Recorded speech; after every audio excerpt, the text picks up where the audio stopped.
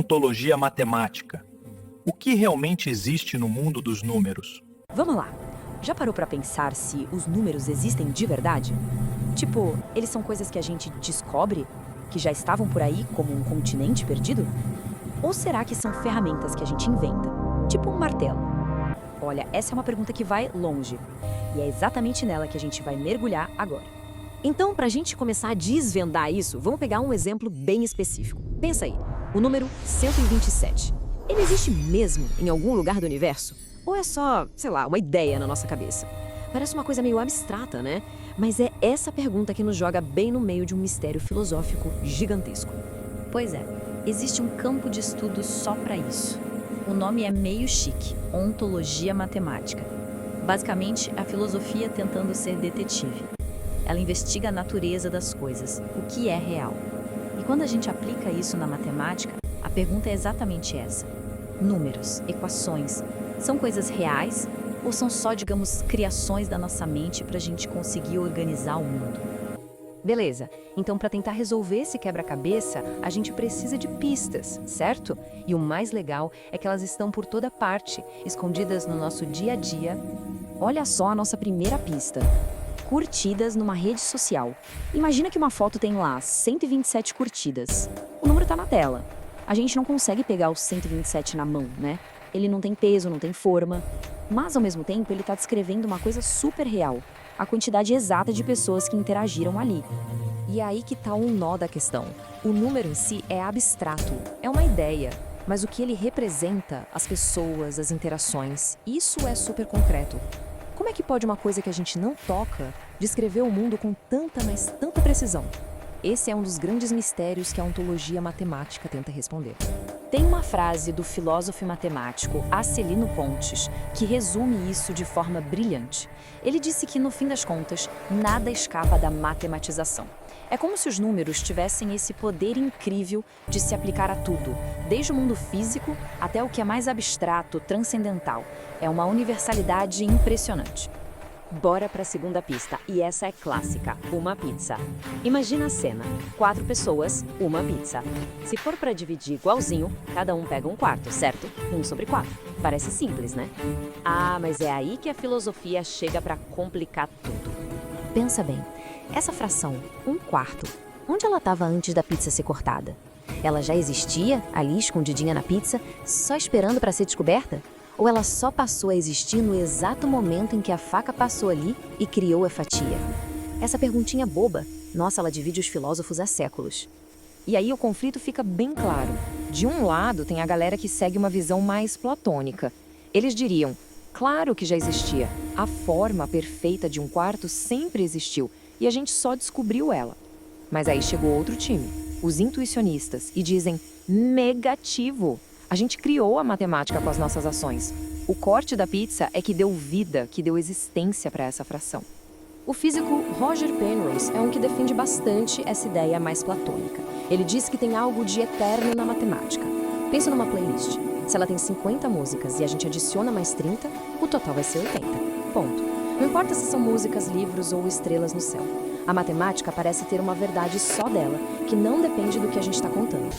Certo, com essas pistas na mão, chegou a hora de conhecer os principais suspeitos. São as 3 grandes teorias que tentam explicar de uma vez por todas qual é a real natureza dos números. Então, na nossa lista de suspeitos temos o platonismo matemático, o nominalismo e o intuicionismo. Cada um deles dá uma resposta totalmente diferente para a nossa pergunta inicial. Vamos ver o que cada um defende. E olha, as diferenças são gigantes. O platonismo, como a gente já viu, diz que a matemática é como uma montanha. Ela sempre esteve lá, a gente só vai e descobre. Já o nominalismo, ele é mais pé no chão. Diz que números não existem de verdade. São só nomes, etiquetas úteis que a gente cria. Tipo um apelido para facilitar a vida. E por fim, o intuicionismo vê a matemática como música. Ela só existe de verdade quando está sendo criada e executada na nossa mente. Nesse ponto, é normal pensar, tá, legal, mas e daí? Por que isso importa na vida real? E a resposta é que essa discussão, que parece super filosófica, tem consequências bem práticas. O ponto-chave é o seguinte: se a matemática é descoberta, como os platonistas acreditam, então só existe uma matemática correta no universo, esperando ser encontrada. Mas, se ela é inventada, como as outras teorias sugerem, aí a coisa muda de figura. Abre a porta para a possibilidade de existirem várias matemáticas diferentes, todas igualmente válidas, talvez criadas por culturas totalmente distintas. Aí entra uma visão mais moderna, o estruturalismo, que meio que tenta sair dessa briga. Ele muda o foco da pergunta. Em vez de se preocupar se o número 3 existe sozinho, o estruturalista diz que o que importa de verdade são as relações. O 3 só faz sentido porque ele está entre o 2 e o 4. Entende? Nessa visão, a matemática deixa de ser sobre coisas e passa a ser a ciência dos padrões, das estruturas. E isso se conecta com outro ponto do Celino Pons. Talvez a questão mais importante não seja se os números existem, mas sim a nossa capacidade de usar eles para entender a realidade. Esse processo de matematizar o mundo, de transformar problemas em linguagem de números, é o que realmente gera inovação e conhecimento. O verdadeiro poder da matemática talvez esteja aí. Bom, e com tudo isso, a gente chega à conclusão de que esse debate, olha, ele está longe de acabar. E talvez isso seja o mais fascinante. No fim das contas, o caso da existência dos números continua em aberto, não tem uma resposta definitiva, um veredito final. Mas a própria investigação, essa jornada para tentar entender, ela nos força a pensar sobre coisas muito maiores.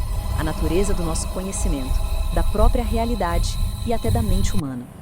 E essa última citação nos lembra por que tudo isso importa tanto. A matemática nos dá as ferramentas para construir o futuro, e a filosofia nos dá a base para pensar sobre esse futuro. A ontologia matemática fica exatamente no cruzamento dessas duas avenidas, nos ajudando a entender não só os números, mas o próprio ato de conhecer as coisas.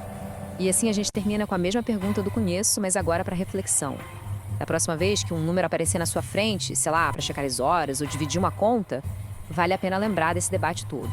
Afinal, essas ferramentas fantásticas que a gente usa o tempo todo, elas foram descobertas ou inventadas? A resposta que cada um de nós encontra para isso pode dizer muito sobre a forma como a gente enxerga o mundo. Agora é com você. Qual conceito de matemática mais bugou a sua cabeça? Já parou para pensar qual o sentido do número 3? Ou se os números realmente existem de verdade? Será que o número 127 existe em algum lugar do universo? Você segue o platonismo e o nominalismo ou prefere o intuicionismo quando pensa em matemática? Essas perguntas deixam qualquer um intrigado. Deixa sua opinião aqui nos comentários. Vamos trocar essa ideia e compartilhar nossas brisas matemáticas. Todo mundo tem uma dúvida ou teoria maluca para dividir. Se curtiu essa viagem, imagina que cada like é uma equação resolvida. Ativar o sininho te leva para o infinito das notificações. Se inscrever multiplica seus neurônios. Bora bugar a mente juntos. Valeu!